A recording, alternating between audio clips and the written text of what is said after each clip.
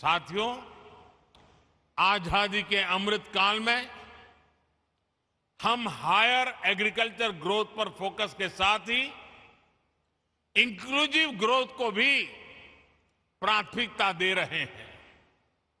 आप सब जानते हैं कि कृषि के क्षेत्र में महिलाओं का योगदान बहुत अहम है। उन्हें सब प्रकार की मदद देने के लिए स्वयं सहायता समूहों के माध्यम से भी प्रयास किया जा रहा है। खेती में देश की एक बहुत बड़ी आबादी को गरीबी से बाहर निकालकर बेहतर लाइफस्टाइल की तरफ ले जाने का पोटेंशियल है। ये अमृतकाल कठिन भौगोलिक परिस्थितियों में खेती करने वाले किसानों को कठिनाइयों से बाहर निकालने के नए माध्यम भी मुहैया कराएगा।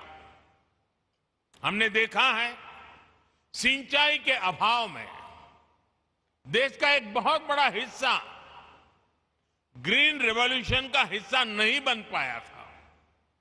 अब हम दोहरी रणनीति पर काम कर रहे हैं।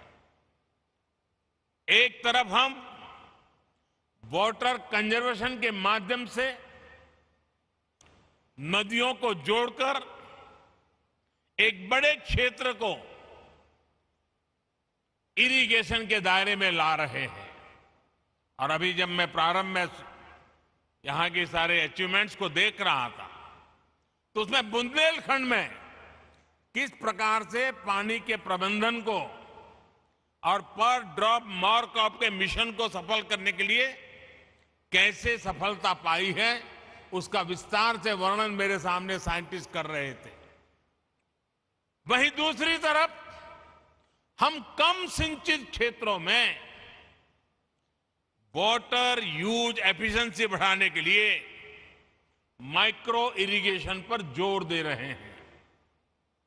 जिन फसलों को पानी की जरूरत कम होती है और जो पानी की कमी से प्रभावित नहीं होती, उन्हें भी आधुनिक वैरायटी के विकास से प्रोत्साहन दिया जा रहा है। खाने के तेल में आत्मनिर्भरता के लिए जो नेशनल मिशन हमने शुरू किया है, वो भी हमारी नई अप्रोच को दिखाता है। आने वाले 5 सालों में हमारा लक्ष्य पाम ऑयल एरिया में 6.5 लाख हेक्टेयर की वृद्धि करने का है। इसके लिए भारत सरकार किसानों को हर स्तर पर मदद दे रहा है।